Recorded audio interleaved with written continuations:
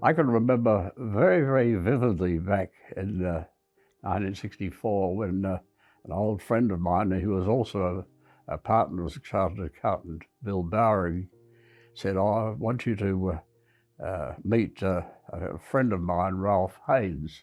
Ralph was a member of Adelaide Rotary, I discovered. I knew all about Adelaide Rotary, of course. It had a membership of nearly 200 of a cross-section of the various occupations to meet on a social basis once a week.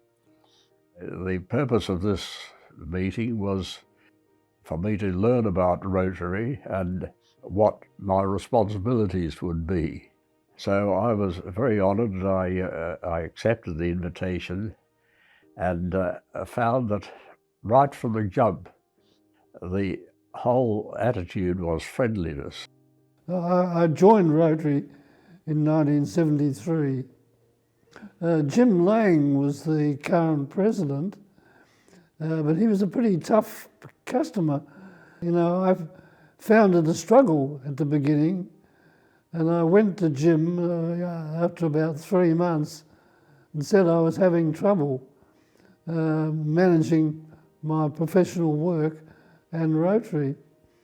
And he was a bit scathing. He said to me, "A good Rotarian finds time." I was a bit upset about that, but I stuck with it.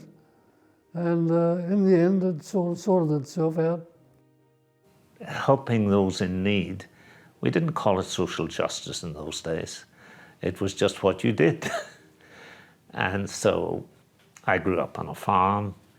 We had some labourers who became quite elderly. They were quite elderly.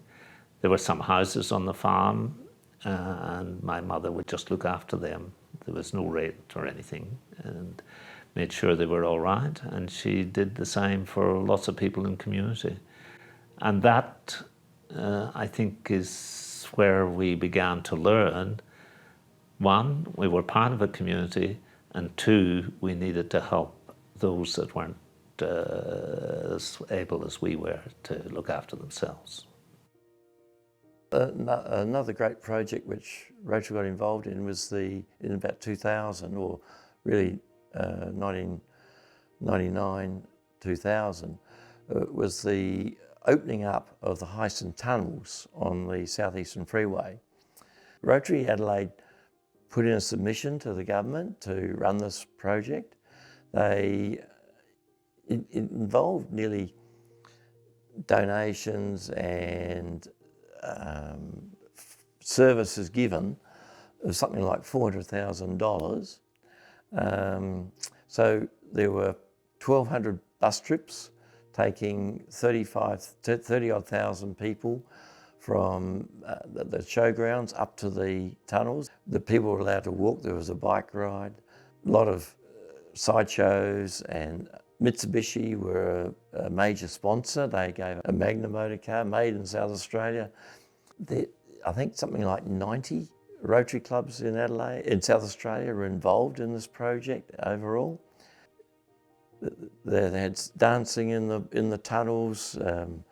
They had fairy floss machines. They had all the things that people could enjoy. So it was really quite a great project for Rotary, and it raised something like $135,000 net in the end for charities in South Australia.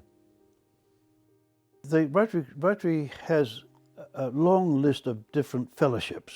They call them fellowships: fellowship of sailing and flying, golf, and all manners of sports and pastimes, reading, films, theatre, drama, all that sort of stuff, all around the world. And it is a worldwide fellowship that I belong to, the International Fellowship of Flying Rotarians, IFFR. It has a head office in England at the moment, and it has members all over the world. Even when I joined, it was more or less seen as, I won't say a gentleman's club, but it was certainly a gentleman's club or a men's club, because there were no women in Rotary at all, and they never thought there ever would be when I joined over in Doncaster. But in the 80s, I think the Americans decided that, hey, we can't go on like this. I was only at the time, and I had a bit to do with bringing, sort of mentioning at our annual general meetings, do you think it's time we thought about admitting ladies into our club? And they would say things like, we'll put it to the vote.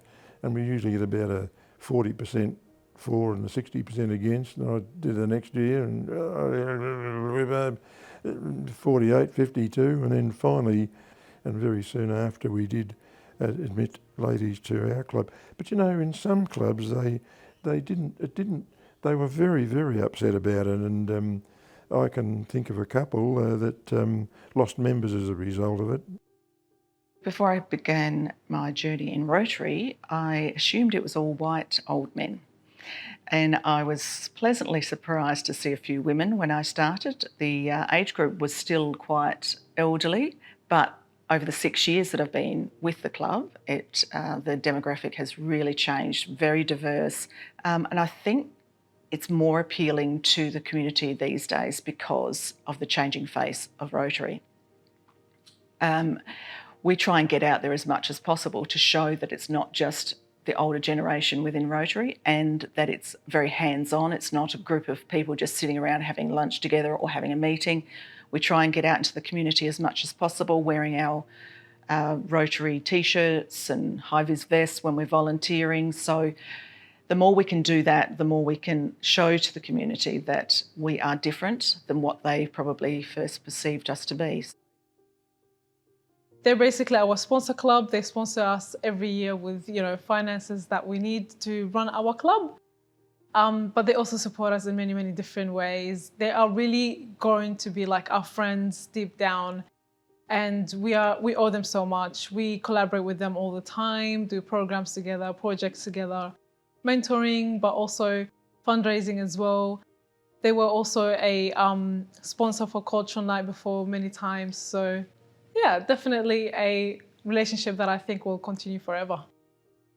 The experience around the tables and the knowledge that a lot of these people have from as Adelaide Rotarians is just so valuable, and but also some of the people that are honorary members and everything else. It's another level that we add to the Adelaide Club that makes it makes it stand out, and I think and you feel very proud to be a member of the Adelaide Rotary Club. I've been a member for 20 years, and I think in those times we've seen some good changes. I think it's become much more relaxed and easy to feel comfortable at it.